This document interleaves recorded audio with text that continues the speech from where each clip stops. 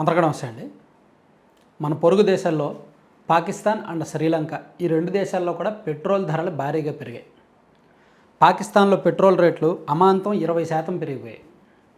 నిన్న పాకిస్తాన్ కరెన్సీ ప్రకారం 55 రూపాయలు పెంచారు.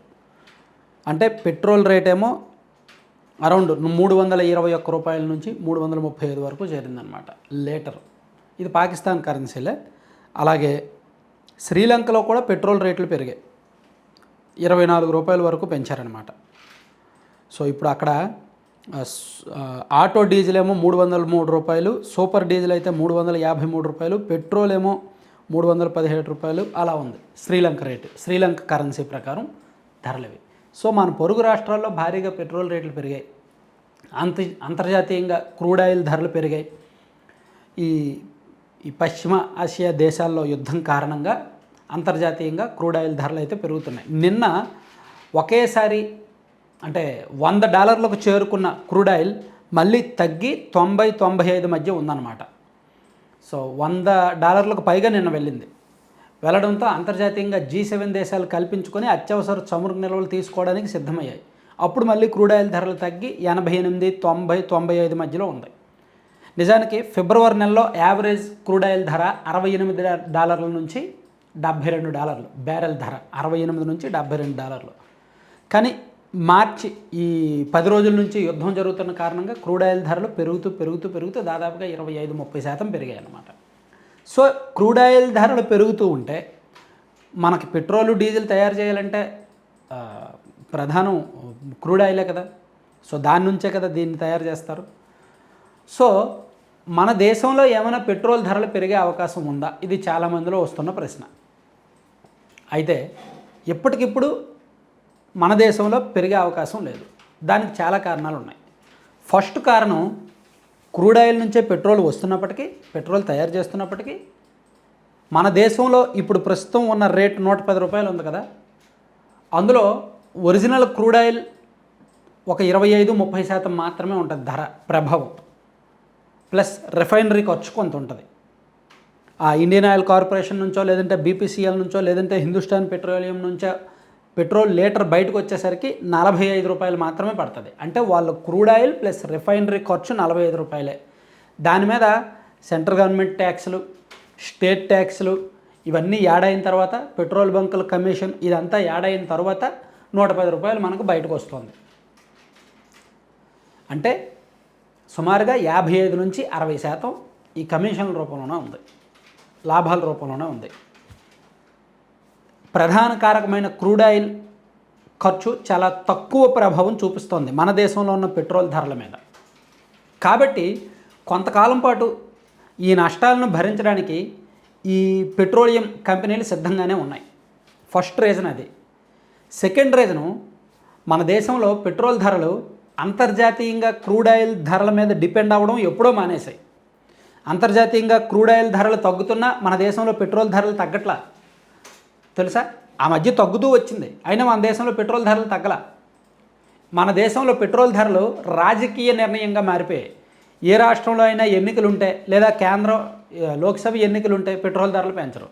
సో ఇప్పుడు ఈ ఏప్రిల్ నెలలో మన దేశంలో 4 రాష్ట్రాల్లో ఎన్నికలు ఉన్నాయి. సో క్రూడ్ ఆయిల్ ధరలు పెరిగినప్పటికీ మేము పెట్రోల్ ధరలు పెంచలేదు అని ఒక రాజకీయ ప్రయోజనాలను ఆశించి కొన్నాళ్ళ పాటు కేంద్రం పెట్రోల్ ధరలు పెంచకుండా ఉండే అవకాశం ఉంది. ఫస్ట్, కొంతకాలం నష్టాన్ని భరించడానికి కంపెనీలు సిద్ధం. సెకండ్, కేంద్ర ప్రభుత్వం ఈ రాజకీయ ప్రయోజనాల దృష్ట్యా ఇప్పటికిప్పుడు పెంచే ఆలోచన లేదు. ఇక మూడో కారణం, మన దగ్గర కొన్నాళ్ళకు సరిపడా చమురు నిల్వలు ఉన్నాయి. సో అత్యవసరంగా అవసరమైతే మనం ఒక 15 రోజులకి అవసరమయ్యే క్రూడ్ ఆయిల్ మనం వాడుకోవచ్చు. అత్యవసర చమురు నిల్వలు కొన్ని చోట్ల ఉన్నాయన్నమాట. మనకి మంగళూరులోను, విశాఖపట్నంలోను ఇలా దేశవ్యాప్తంగా 3-4 కేంద్రాల్లో చమురు నిల్వలు ఉంచారు అత్యవసర అవసరాల కోసం. సో ఇది వాడుకోవచ్చు అవసరమైతే. మరోవైపు రష్యా నుంచి మనం కొనుగోలు చేస్తున్నాం. 2022 నుంచి మనం రష్యా నుంచి క్రూడ్ ఆయిల్ కొనుగోలు చేస్తున్నాం. ఈ యుద్ధం కారణంగా కొంత ప్రభావం వచ్చినప్పటికీ అమెరికా మనకు అనుమతి ఇచ్చింది. ఈ దిక్కు నాకు చెప్పడానికి నాకు సిగ్గుగా ఉంది. మన దేశం రష్యా దగ్గర ఆయిల్ కొనడానికి అమెరికా మనకు అనుమతి ఇచ్చిందనమాట. డొనాల్డ్ ట్రంప్ అనుమతి ఇచ్చారు, మీరు కొనుక్కోండి అయ్యా రష్యా దగ్గర ఒక 30 రోజుల పాటు అని. సో దాంతో మన వాళ్ళు రష్యా నుంచి ఒక 30 రోజుల పాటు క్రూడ్ ఆయిల్ తీసుకొస్తున్నారనమాట. కోర్స్ అది రావడానికి కూడా చాలా టైం పడుతుంది మనకి. ఏదో ఎప్పటికిప్పుడు ఆర్డర్ పెట్టిన వెంటనే బయలుదేరి రేపటికో ఎల్లుండికో వచ్చేవు. సో టైం పడుతుంది. కాకపోతే ఇదంతా చెప్తున్నాను కదా, మనకు రష్యా నుంచి కొనుగోలు చేసే వెసులుబాటు ఉంది, అత్యవసర నిల్వలు కొన్ని ఉన్నాయి, అండ్ పెట్రోల్ ధరలు మన దేశంలో రాజకీయ నిర్ణయాలను బట్టి ఆధారపడి ఉంటాయి, అండ్ చమురు కంపెనీలు ఎన్నాళ్ళు లాభాలు ఉన్నాయి, ట్యాక్సులు ఎక్కువగా వేసుకున్నారు కాబట్టి కొన్నాళ్ళ పాటు ఆ నష్టాన్ని భరించడానికి సిద్ధంగా ఉన్నాయి. కొన్నాళ్ళంటే ఒక 10-15 రోజులు, అంతకుమించి ఎక్కువ కాలం కాదు సుమి. సో ఇదంతా నేను చెప్పేలాగా కొంతమంది కామెంట్ చేసేస్తారు, ఏంటి కంపెనీలు ఏమైనా నష్టపోతాయా, అంత త్యాగమూర్తులా అని. నేను ఎక్కువ కాలం భరించరు. ఇప్పటికి యుద్ధం మొదలై 10 రోజులైంది, మహా అయితే ఇంకో 10 రోజులు భరిస్తారు. ఆ 10 రోజుల తర్వాత ఇంకా ఎన్నికలు అన్ని రాష్ట్రాల్లో ఎన్నికలు ఉన్నాయి, 4 రాష్ట్రాల్లో అవని, అన్ని రాష్ట్రాల్లో ఉండని. మరీ ఎక్కువ నష్టం భరించడానికి ఆ సంస్థలు సిద్ధంగా ఉండవు. మరీ ఎక్కువ కాలం ఈ పొలిటికల్ నిర్ణయాన్ని కన్విన్స్గా చూడడానికి కేంద్రం కూడా సిద్ధంగా ఉండదు. సో ఇప్పుడు 10 రోజులు అయింది యుద్ధం మొదలై, ఇప్పుడిప్పుడే దాని ఎఫెక్ట్ కనిపిస్తోంది.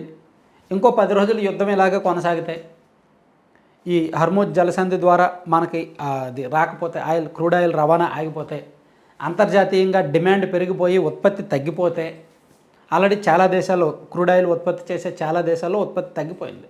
ఇరాక్ లాంటి దేశంలో అయితే దాదాపుగా 60% తగ్గిపోయింది. గల్ఫ్ దేశాల్లో కూడా తగ్గిపోయింది. సో ఇది ఇంకో 10-15 రోజులు అయితే ఇంకా ఉత్పత్తి తగ్గిపోయి డిమాండ్ పెరిగిపోద్ది. అప్పుడు రేట్లు పెరుగుతాయి, విపరీతంగా పెరుగుతాయి. అప్పుడు కేంద్రం కూడా ఇంకా చేతులు ఎత్తేస్తుంది. సో నేనేమంటానంటే, ఇంకొక 15 రోజులకు పైగా యుద్ధం ఇలాగే కొనసాగితే మన దేశంలో కూడా పెట్రోల్ రేట్లు పెరుగుతాయి. అది ఎంత పెరుగుద్ది? ఒక 10 రూపాయలు పెంచుతారా, లేదా 30 రూపాయలు పెంచుతారా, లేదా ఏకంగా 50 రూపాయలు పెంచేసి 160 రూపాయలు చేస్తారా? మనం ఊహించలేం కూడా. అది ఊహించడం కూడా కష్టం. మన దగ్గర అత్యవసర నిల్వలు అయిపోవాలి. రష్యా నుంచి మనకు వచ్చినప్పటికి టైం పడుతుంది. ఈలోగా అంతర్జాతీయంగా క్రూడ్ ఆయిల్కి విపరీతమైన డిమాండ్ ఉంటుంది, సప్లై తక్కువ ఉంటుంది. అప్పుడు మనం ఇంకేం చేయలేమన్నమాట. సో అత్యవసరం నెలలో అంత అర్జెంటుగా వాటర్ అవసరమైతే రేట్లు పెంచుతారు. సో ఈ పెట్రోల్ ధరలు పెంచకపోవడం అనేది తాత్కాలికం. యుద్ధం ముగిసిపోతే ఈ 1 వీక్ 10 డేస్లో యుద్ధం అయిపోయింది అనుకోండి, ఇంకే బాధ లేదు, అసలు ధరలు పెరగవు. దాన్ని బీజేపీ రాజకీయంగా ఒక 5 ఏళ్ళ పాటు వాడుకుంటారు. అంతర్జాతీయంగా చమురు ధరలు పెరిగినా మేము పెంచలేదు, దేశ ప్రజల మీద భారం పడకుండా చూసాము అని. కానీ చమురు ధరలు తగ్గినప్పుడు మనకు తగ్గించలేదనే విషయాన్ని అందరూ గుర్తుపెట్టుకోవాలి. Thank you.